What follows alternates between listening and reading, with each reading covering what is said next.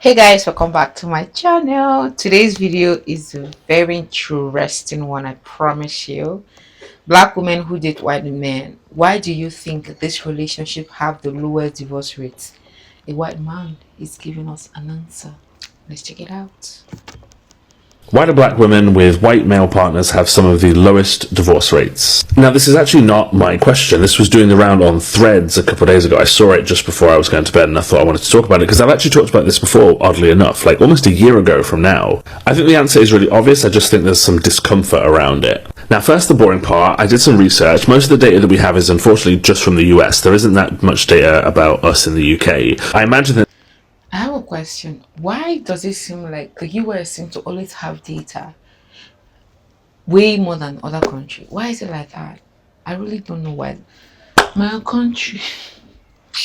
Let's continue. this will shift across generations, of course, but according to US Census research, black women married white men and have around a 44% lower divorce rate than white couples.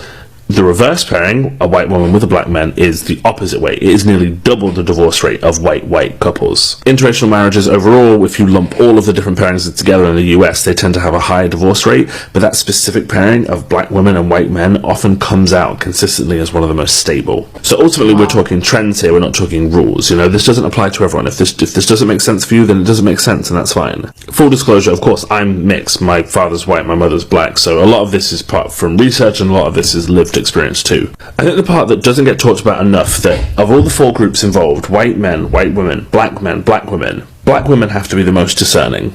They're the only one in that group who navigate both misogyny and racism simultaneously. On the other side of that spectrum, white men experience neither of those things. Ultimately, what this means, of course, is that black women have way more warning signs to read, and they have to assess more risk, and they have to anticipate way more labour when they choose a partner, because the margin for error for them is smaller. You compare that with black. So, in other words, their experience, both lived or the ones shared with them from their mothers or from the environment, have honed their mindset to be able to do well in any given environment, or the environment that give them that kind of way of life. I don't even know if I'm pointing it out right, but you guys get what I mean. I know you get it. Men, of course, now, yes, they experience racism deeply, but they also benefit from the patriarchy. Being a man shields them in certain spaces, it gives them power. And power can also dull perception. And when men of any race underestimate that weight, all of that emotional and kind of educational labour often falls on women, black women, particularly when it comes to parenting. That's partly why you hear a kind of specific type of anxiety around mixed children with white mothers. This idea that they don't get taught to understand their sort of blackness. I don't think that this is universally true. I'm not even sure that there's evidence of it, but there's a perception that exists. I guess the assumption is that women tend to be primary caregivers within the home, and so where do children learn about all that lived experience? From their mothers, from their black or white mothers. Now it's important to look at the white man within this equation. If you're a white man who sees past stereotypes, the soft social conditioning, the constant mischaracterization of black women, all of the misogynoir, and you move from attraction, which is easy, to partnership, you've almost certainly had to interrogate power, your own power, the power of whiteness and all these institutions and authority. And ultimately, I think men who understand power tend to be incredibly secure partners. My mum would say this a lot about my dad. She taught us a lot about blackness, about who we were, but my dad taught us about who he was, about who people like him were. We ultimately learned about the power of whiteness through my father. I recall telling my dad a small sort of story about something that happened to me that was discriminatory, but I told him years later because I didn't think much of it, and he stopped me and said, "Jam, this is racism." Imagine that, a white father has to name racism for his brown son. At a young age, mind. And I think all that clarity really matters.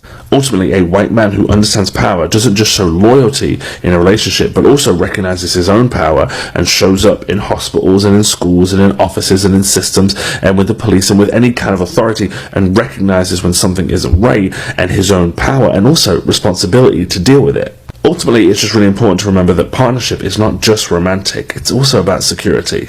Why do black women So, guys, I have a theory. This is something that I'm still coming up with it. Well, let me just share with you guys.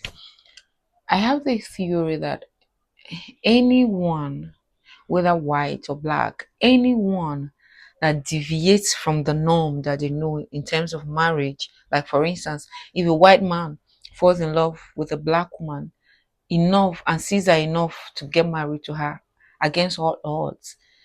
Or the same goes vice versa. If a black woman, deviates from the norm of marrying a black man and marries a white man, people like that, their way of reasoning tend to be different. Like most of them are open-minded, they embrace change, they adapt easily, they tend to compromise easily. That is why, for me, my own point of view, they tend to have more lasting marriages, more stronger love than the opposites. I don't know if that makes sense, but of course, those of you that have seen it, that live it, you can share with me, or especially people in the Western culture, you can share with us what you think. And I want to bring it back home for people that may watching, or from my country or from Africa.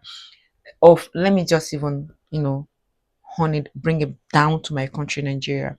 So we don't have racism as a problem in my country. What we have is tribal wars, guys. The tribal war in my country. So you see mothers, I'm an Igbo girl. So you see mothers telling, or their parents telling their daughters, I don't want you to bring home any Yoruba man, Ofe man. It's usually, see, the more strong, or how do I say, the most tribal wars we have in my country is between the Igbos and the Yorubas when it comes to marriage. You see the mothers telling, don't bring Yoruba man, oh, don't bring Yoruba girl, oh, marry from your tribe. Even amongst the Igbos, there's still ongoing wars between, the Anambaras. Anambaras don't like that people marrying from outside. Like, so that is why I say that people that deviate from that norm, they tend to have open mind. Like, even from the little experience I've seen or I've encountered with them, people that don't allow tribes to barricade them. I've seen that the way, even generally, the way they see the world is different. So that is why I'm saying that.